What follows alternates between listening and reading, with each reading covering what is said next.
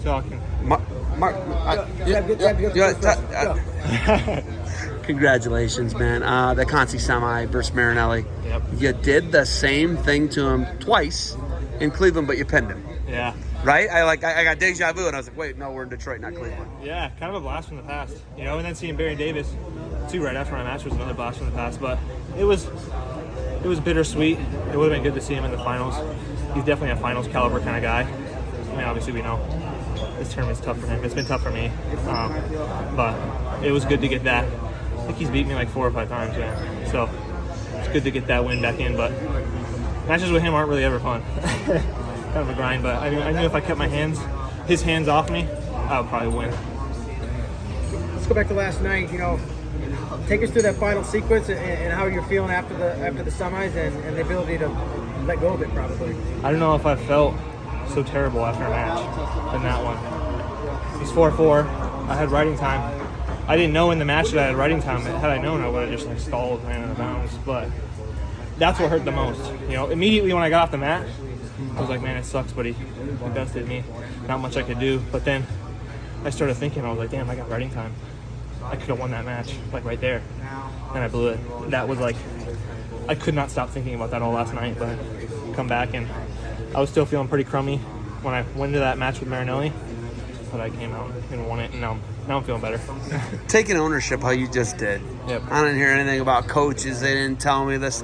You own it, man. And you came back right away against a guy who's beaten you a bunch of times.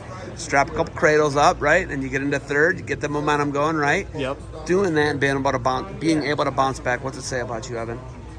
Shoot, man. I mean, I think anybody who can come to this tournament and go 3 days in a row, 4 years, that's tough, man. And I hope that people enjoyed watching me wrestle at the college level.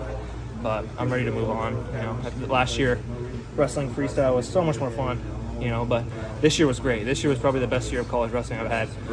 Still very stressful. I put way too much stress on myself about college wrestling.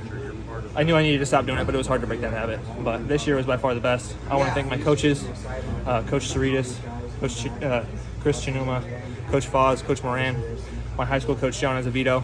I want to thank my mom, my dad. Obviously, I love them so much. And my teammates. Those guys are awesome. And a little shout out to Patrick Spray from Wisconsin. He's my best friend. So. You said this year's the best by far. Why? Yeah. What was it?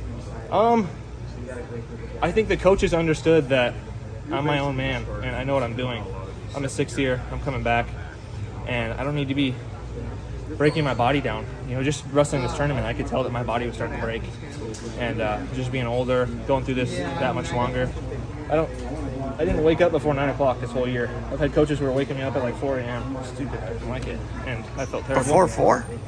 At 4 o'clock, yeah, to do sprints. 4 a.m. Yeah, and I felt terrible, and lifting a bunch. I've never really been a lifter. I think I've probably lifted 3 times since December. So I've just been wrestling and focusing on wrestling and loving life in California. It's awesome, man. I love the coaches. They know exactly what they're doing. Hey, it's been a great ride, man. Thank you for everything. We appreciate you. Thanks for letting us be a part of it. Congratulations. Thank you so much.